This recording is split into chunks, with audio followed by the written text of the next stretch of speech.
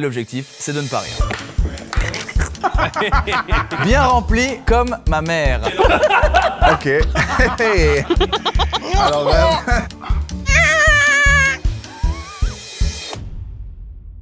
Salut! Aujourd'hui, on a pris en otage un plateau de journal télévisé. Deux équipes vont s'affronter. L'une a écrit l'émission pour l'autre et l'objectif, c'est de ne pas rire. Chaque poste a une particularité bien spécifique. Le présentateur du journal devra lire un prompteur qu'il découvrira sur le moment. On a un envoyé spécial qui est propulsé je sais pas où et il devra faire un texte à trous qu'il aura aussi sur prompteur et il devra compléter les petits trous. Ça, c'est rigolo. Ensuite, ils recevront un invité qui va devoir improviser son rôle d'invité. Et pour terminer, une chroniqueuse, un chroniqueur qui devra présenter un thème via un PowerPoint qu'il découvrira sur le moment et donc en full freestyle. À la fin, on comptera les sorties de route et l'équipe qui a le plus de points aura perdu. La prod s'est occupée de choisir les noms d'équipes parce qu'ils sont plus forts à ça que nous. Donc pour l'équipe qui s'appelle 1... Ok. Julien Doquin de Saint-Preux, Yacine Nemra, Nina Cachelin et Blaise Berzinger. Pour l'équipe 2... Ouais, ok. Bravo les gars. Marion Agoston, Adrien Laplana, Thomas Wiesel et moi, Johan Provenzano. Bienvenue dans JT1 Pro.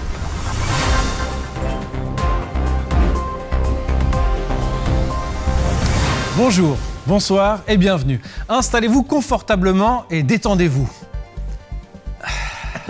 Je suis votre présentateur Julien Doquin de Saint-Preux, Dos Santos, Carvalho, Esteban, Mbokani, Zawed, Lingping, Rocha, Rudanovski. Maman adorait voyager. C'est d'ailleurs un voyage à travers l'information que je vous propose ce soir. Alors mes petits aventuriers de l'actu, prenez vos sacs à dos à l'information, vos loupes à information afin de prendre de la distance vis-à-vis de l'information et cap sur le monde des informations. Et oui, ça fait beaucoup d'informations, mais c'est un journal d'information. Promis, j'arrête de dire information.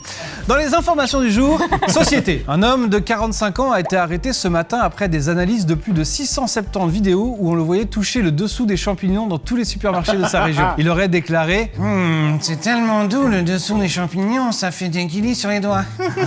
J'adore toucher des choses douces comme le museau de l'âne, les lobes des oreilles, les bébés lapins. J'ai des fourmillements dans le cerveau. J'adore caresser le dessous des champignons. » Comme on dit, mieux vaut des champignons au bout des doigts que sur son gland.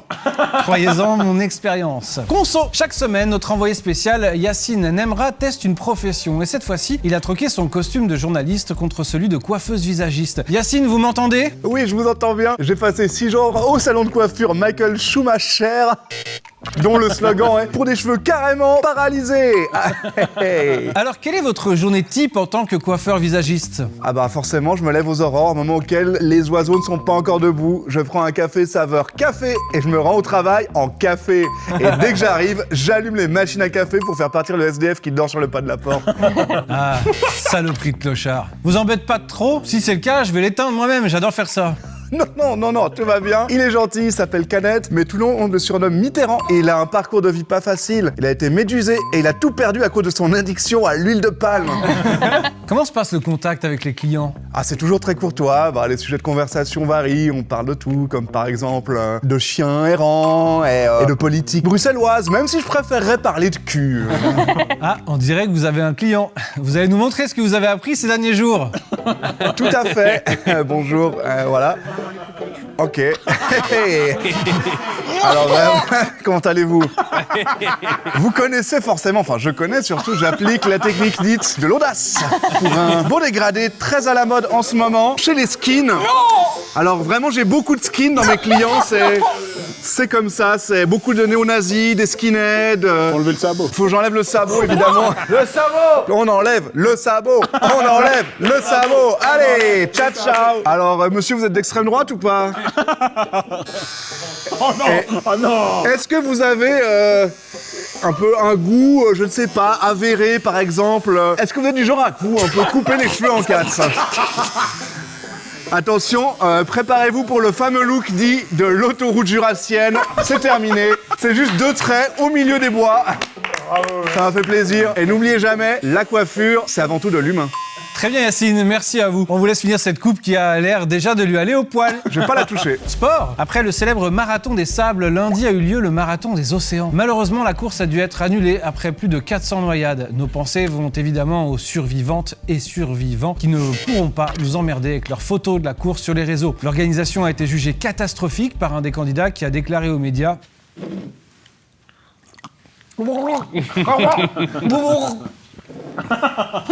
Il est l'heure à présent d'accueillir notre invité Reto Müller. Bonsoir. Bonsoir. Vous nous arrivez tout droit de votre Suisse allemande. Oui. Vous nous faites l'honneur de votre présence ce soir et de répondre à nos questions en français. Oui, avec le plaisir, je vais faire ça. Reto, vous êtes la personne non-voyante la plus connue du monde grâce à votre association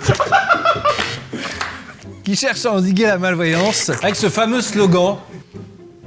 Qui ne voit pas consent moins. Vous avez permis à près de 120 000 personnes non-voyantes à travers le monde de mieux vivre avec leur handicap. D'ailleurs, merci, car parmi ces personnes se trouvait Mireille, ma mère. Non. Vous vous en souvenez, Reto? Oui, je m'en souviens, c'était une personne très agréable et comme elle disait toujours...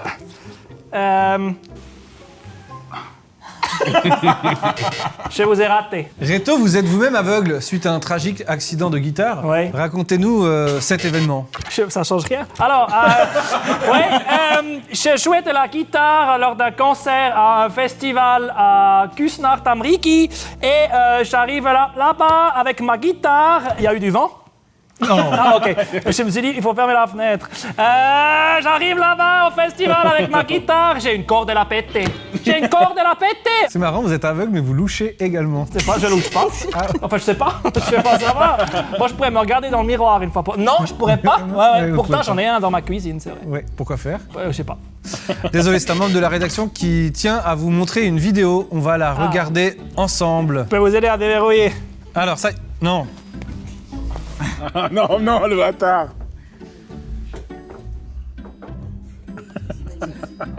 C'est une vidéo de quoi déjà? Regardons-la en entier. Hein. Je peux m'expliquer? Oui. Je suis à moitié glaronné par mon père. Oui. Mais ma mère était Jedi. Alors, je peux sentir les choses, je peux attraper en l'air avec la force. Ah, très impressionnant. C'est ça. Ouais, ouais. Et comment être sûr que vous n'avez pas menti sur autre chose, en fait? Parce que tout l'argent que vous avez récolté avec votre association, qu'en avez-vous fait? Je l'ai distribué à toutes les personnes dans le besoin. Et puis, voilà, si elles ne voulaient pas, j'ai gardé. Mais j'ai pas gardé beaucoup. J'ai gardé seulement... Vous regardez qui, Reto? Je regarde par terre. Je regarde... Comment savez-vous que le sol est par terre? C'est vrai, ça. Eh bien, voilà. Putain de merde! Ok, je vois, voilà, j'ai même pas besoin de... Si, ça, j'ai besoin un peu, parce que je suis myope à -2 et -1 ici. Mais je suis pas complètement aveugle. Vous savez ce qui me fait me dire que je suis pas complètement aveugle? Vous êtes moche! Ah, très bien. C'est l'heure de notre chronique cinéma, animée aujourd'hui par la stagiaire de la rédaction. Elle remplace notre chroniqueuse habituelle qui s'est absentée, apparemment pour porter plainte contre moi.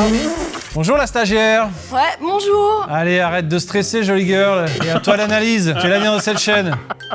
Alors du coup, pour la chronique cinéma, la chronique ciné, comme j'aime à l'appeler, les films de la semaine. Allô police, ramenez-vous, ici c'est chaud, pan pan pan pan, Détroit.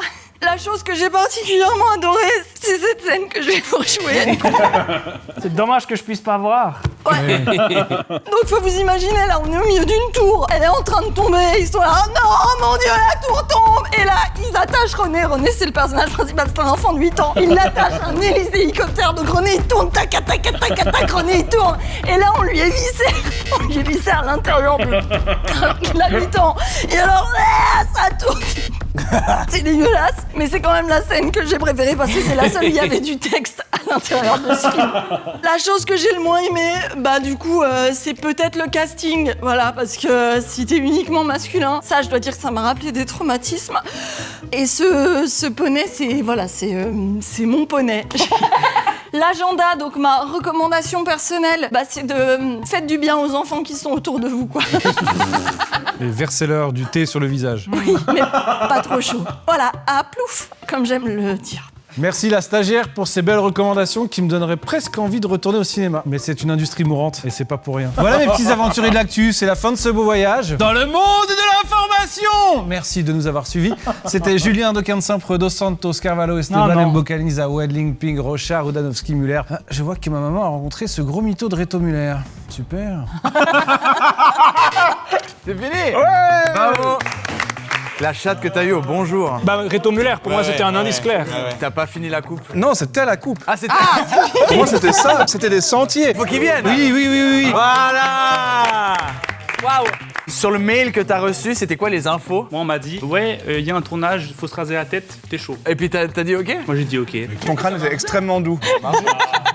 Allez, bravo! Maintenant, manche 2, on échange de place avec vous et puis on verra bien ce que ça donne. À tout de suite! Mange debout.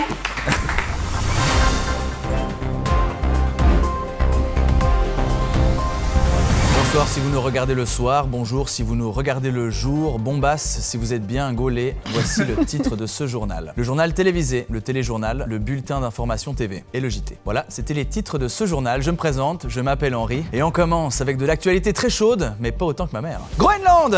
Une plainte a été déposée par un collectif de goélands qui estime que le nom Groenland ressemble trop à celui de leur espèce. Personnellement, je trouve que les goélands sont gros et lents. Et je tiens à vous prévenir que c'était la meilleure blague de ce JT. Partons tout de suite à Bramblans-les-Sauges où la programmation d'un tout nouveau festival vient d'être annoncée. Josette Fessier, vous êtes en direct, on vous écoute.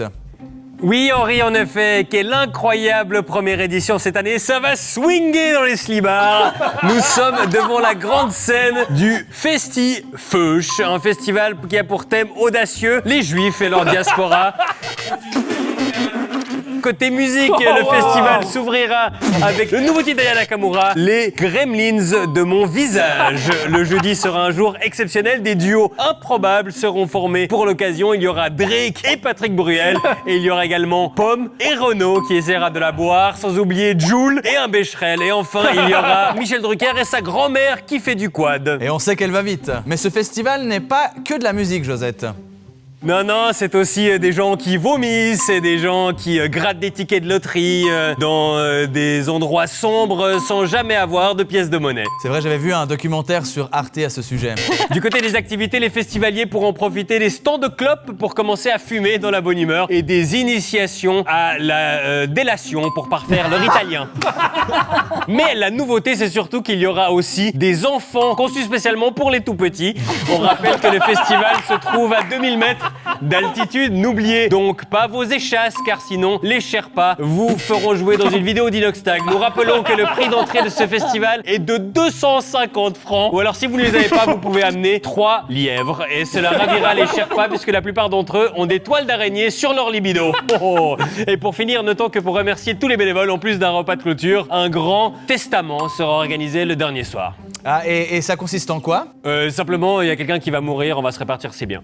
Merci Josette. Grâce à vous, nos agendas seront bien remplis comme ma mère. Passons au brève maintenant avec une news sport et plus précisément tennis. Le résultat du match entre Bilal Hassani et la Finlande est tombé 6-4, 7-6, 5-7, 6-2, 6-0, 6-4, 6-1, 3-0, 7-6, 6-4, 6-3, 4-6, 0-78, 925, 50, 70. Et 7-6, 6-7, 7-6, 6-7 la France, 7-6, 6-7, 8-6, 16-64 et un décis de blanc pour la 4. Ah non, pardon, je me suis trompé, le score final était de 1-0. Santé! Une étude danoise a révélé que les personnes tatouées présentent un risque de cancer de la peau 1,6 fois plus élevé. Ayant moi-même plus de 30 tatouages plus dégueulasses les uns que les autres, je vais donc bientôt mourir. Et en plus d'être moche, je serai décédé. Pour information, j'ai notamment un tatouage tribal en bas du dos pour monter mon côté sexy, aventurier et passionné par les peuples des îles. Et à propos de tatouage de merde, je me suis également tatoué mon propre visage, juste ici. Je l'ai fait faire sur mon anus. Ah non, sur mon anus. Et c'est très réussi. La preuve, je vous parle depuis le début de ce journal avec mon cul et vous n'avez pas remarqué. J'ai pété. Et l'ambiance va se réchauffer sur le plateau puisque notre prochaine invitée, avec son regard de braise et sa voix sexy, a été élue femme la plus sensuelle du monde par le magazine. Qui est la femme la plus sensuelle du monde magazine? Mais elle est ici pour nous parler de son métier, car elle est la prochaine femme à aller sur la Lune. Louise Daniel Fessier, bonjour. Bonjour Johan. Je suis désolé, ça... Fou. Ouais. Quel est l'intitulé de votre métier? Car les Russes sont des cosmonautes, les Américains des astronautes. Et vous, vous êtes Suisse. Quel est le mot pour qualifier les Suisses qui vont dans l'espace? Les Suistronautes. Et pour ma curiosité, quel est le mot pour les Espagnols? Les Espagnotolotes. Quid des habitants de l'île de Pâques? L'île de Pâques, l'île de Pâques, vous savez, c'est un complot mondial. Pardon, vous m'avez invité pour être la femme la plus séduisante du monde, mais je suis aussi la personne qui fait partir toutes les fake news sur Internet. C'est moi. Donc voilà, l'île de Pâques n'existe pas. L'île de Pâques, alors? L'île de Pâques, tout à fait. C'est très drôle. Merci. Par rapport aux astronautes, cosmonautes, les sourds, comment on les appelle, les sourds qui vont dans l'espace? Les... Les sourds qui vont dans l'espace! Les sourtronautes. Et je rappelle que pour les Français, on dit les cheminotes. C'est exact. Parlons rapidement de votre parcours. Vous étiez toiletteuse pour chiens à la base. Racontez-nous ce jour où tout a basculé. Bah c'est très simple, j'étais avec un labrador ce jour-là, un labrador que j'adorais. Il était couleur, vous savez, brun. Et là, je me suis dit, waouh, ce labrador est vraiment extrêmement mignon. Est-ce qu'un jour je pourrais provoquer la même chose que ce labrador me provoque? Est-ce que je vous le provoque? Non. Non. Non. J'ai une petite question un peu technique. Comment s'articule concrètement la coordination entre les modules RCS pour les manœuvres orbitales fines et le rôle des propulseurs Super Draco en cas d'interruption de lancement en phase Max-Q? C'est de l'astronomie. Je vous provoque pas le même émoi qu'un labrador?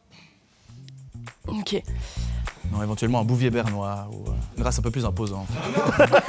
Vous teniez à terminer cette interview par cette citation à propos de la Lune qui vous tient à cœur. C'est Montaigne qui disait « La Lune, c'est comme... » Un vaste paysage magnifique. Et qu'est-ce que j'aimerais y aller? Oh là là.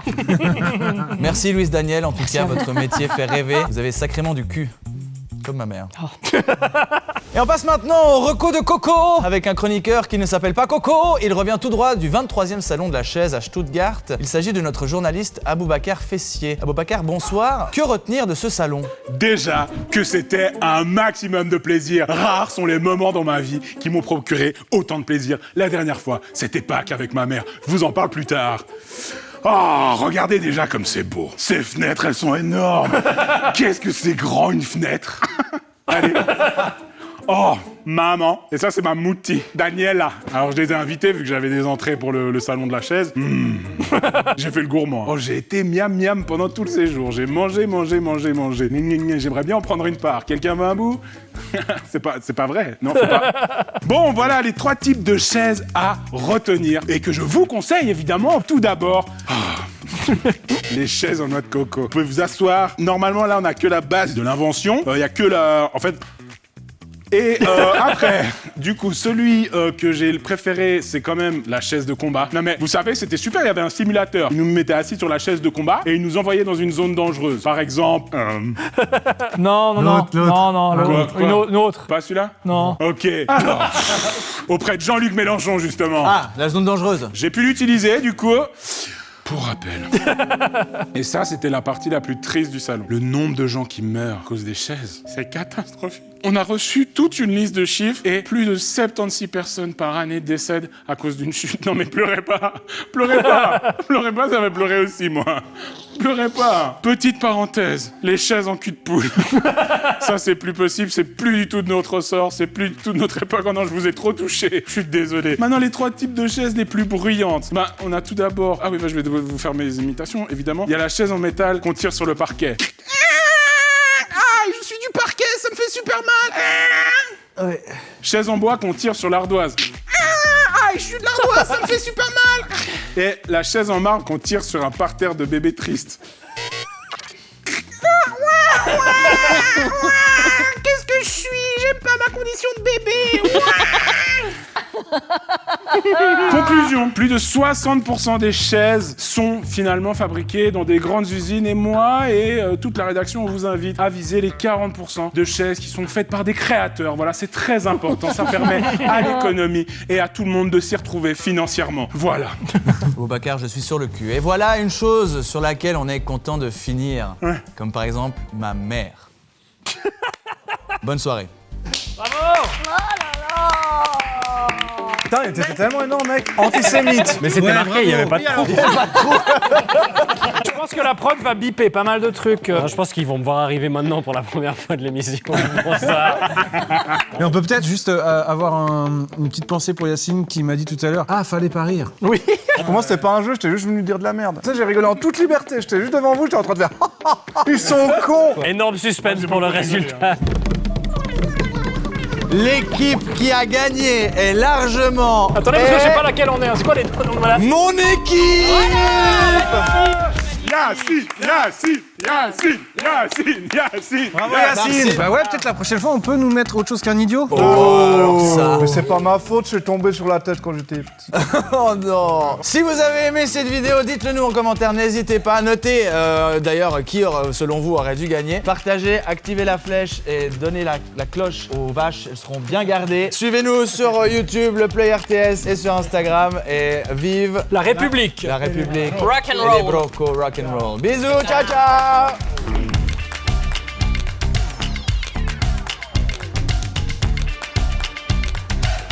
Et vous êtes déjà allé à Amsterdam? Le quartier bleu. Oh, non, là c'est